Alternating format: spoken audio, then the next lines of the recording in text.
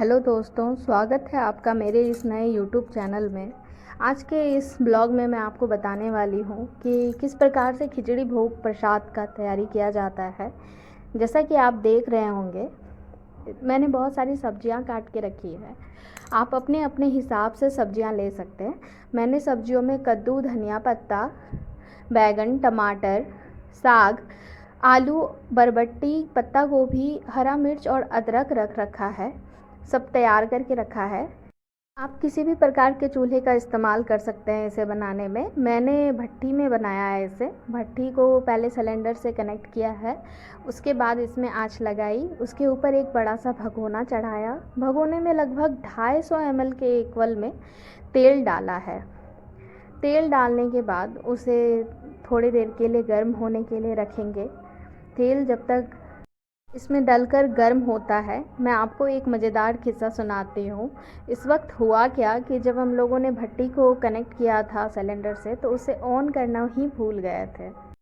उसके बावजूद भी भट्टी जलाने के प्रयास में लगे हुए थे। फिर देखा जा कर के कि रेगुलेटर से ऑन ही नहीं किया गया है। तब जाके रेगुलेटर से ऑन किया और चूल्हे में आंच लगाई।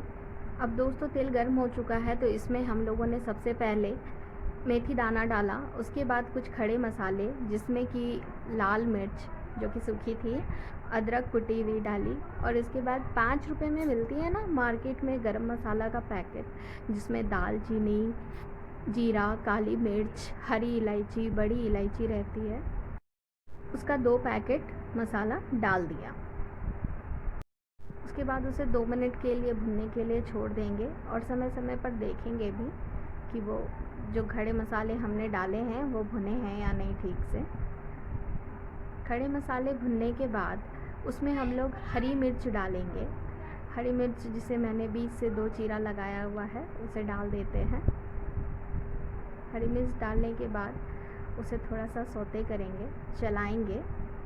हरी मिर्च डालने के बाद उसमें प्याज के जैसा काम करे, उसके लिए पत्ता गोभी उसमें डालेंगे। पत्ता गोभी को पहले फ्राई कर लेंगे, उसके बाद उसमें बाकी की सब्जियां डालेंगे। जैसा कि आप देख रहे हैं, पत्ता गोभी डल रही है।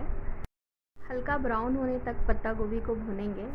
ऐसा करने से क्या होगा कि ये बिल्कुल लगेगा ही नहीं कि इसमें प्याज नहीं डाला हुआ है, बिल्कुल प्याज के जैसा टेस्ट देगा।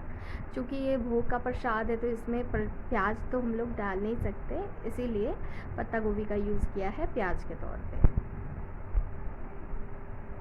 अब पत्ता गोभी भुन चुका है, तो अब उसके ऊपर हम लोग सब्जियां डाल रहे हैं। जैसे कि आप देख रहे हैं, इसमें सबसे पहले मैंने डाला बरबट्टी। बरबट्टी डालने के बाद बरबट्टी को भी थोड़ी देर फ्राई करेंगे। सब्जियां अच्छे से फ्राई हो जाती है तो उसमें जो हरापन होता है ना, कच्चापन, वो नहीं रहता और इससे टेस्ट बहुत अच्छा आता है। इसकी इतनी अच्छी खुशबू आ रही थी दोस्तों गरम मसाला की कि मैं क्या ही बताऊं। अब इसमें डालेंगे आलू, कटी हुई आलू। आलू डालने के बाद इसे फिर से मिला लेंगे। समय भी बहुत कम था, चूँकि 3 बजने वाले थे। 3 बजे ही प्रसाद का भोग चढ़ना था और 2 बजे से हम लोगों ने बनाना शुरू किया था। 2 बजे से बोलने का मतलब है कि 2 बजे से सब्जियां काटना ही शुरू किया था दोस्तों। अब कद्दू महाराज की बारी है। इसमें अब कद्दू डालना है। कद्दू चूँकि लास्ट में इसलिए डाल रही हूँ क्योंकि कद्दू पानी छोड़ता है दोस्तों, इसीलिए फिर कद्दू को डाला। कद्दू के बाद अब उसमें जो साग काट के मिलाया रखा था, उस साग को भी साथ ही साथ डाल दिया।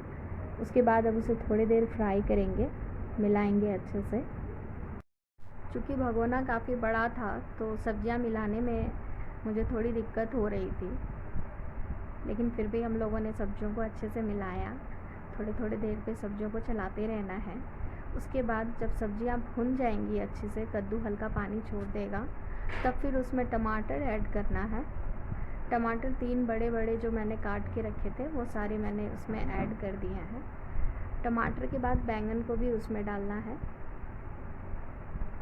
बैंगन डालते वक्त वीडियो रिकॉर्ड करना भूल गई थी, सारी सब्जियों को एक साथ मिक्स कर देना है, उसे चलाते रहना है। थोड़ी थोड़ी देर में सब्जियां अच्छे से भुन जाएंगी, टमाटर हल्का हल्का गल जाएगा तो उसके बाद उसमें मसाले जैसे हल्दी स्वाद अनुसार, जितना आप हल्दी डालना चाहें, जो आवश्यकता है हल्दी डाल दें।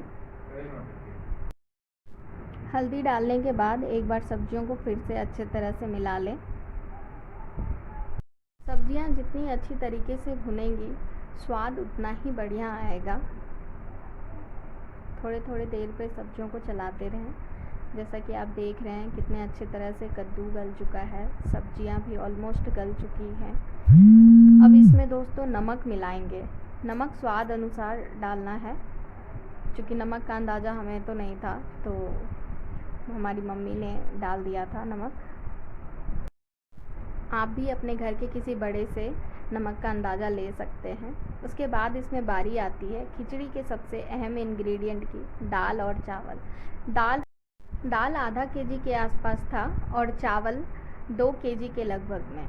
दोनों को मिक्स करके अच्छे से वॉश कर लिया था। वॉश करने के बाद इसे सब्जियों में अच्छे से डाल करके मिलाया। इसे मिलाना बहुत कठिन होता है, अगर आपसे नहीं हो पाता है तो आप अपने घर के किसी बड़े की मदद से कर सकते हैं। जैसा कि आप देख रहे हैं भगोना ही हिल जा रहा था उसे मिक्स करते वक्त, बहुत दिक्कतें आ रही थी, लेकिन फिर इसे अच्छे से मिला लिया। जैसा कि आप देख रहे हैं वो जो पानी इसमें दिख रहा है वो सभी सब्जियों के द्वारा निकला हुआ पानी है। अब इसमें कुछ मसाले डालेंगे, जैसे कि एवरेस्ट का हम लोगों ने सबसे पहले सब्जी मसाला जो होता है वो डाला, और एक लोकल मसाला आता है नंदनी का मिक्स मसाला, श्री गुलाब का, सॉरी माफ़ी चाहूँगी। तो उस मिक्स मसाले में सभी का मिश्रण होता है। उस मिक्स मसाले को उसमें डाल करके फिर उसमें पानी डाल दिया। पानी डालने के बाद उसे थोड़ी देर के लिए रख देंगे ढक करके, ताकि वो सीज जाए। इसके लिए अच्छे से चावल को मिला लिया है, सब्जी डाल के पानी डाल करके, जितनी आवश्यकता है उसके हिसाब से उसमें पानी डाल दिया। पानी डालने के बाद उसमें जो ड्राई फ्रूट्स हैं, क्योंकि खिचड़ी का भोग है दोस्तों, भोग में अगर ड्राई फ्रूट्स ना हो तो वो अच्छा ही नहीं लगता, तो उसमें ड्राई फ्रूट्स में हम लोगों ने बादाम और किशमिश डाला। बादाम लगभग 100 ग्राम के आसपास था, किशमिश भी 100 ग्राम के आसपास था। उन्हें भी धो करके ही डाला है। उसके बाद लास्ट में बारी आती है धनिया पत्ता की। धनिया पत्ता को डाल करके उसे अच्छे से मिक्स कर दिया। चावल और दाल सिज जाने के बाद भोग तैयार है।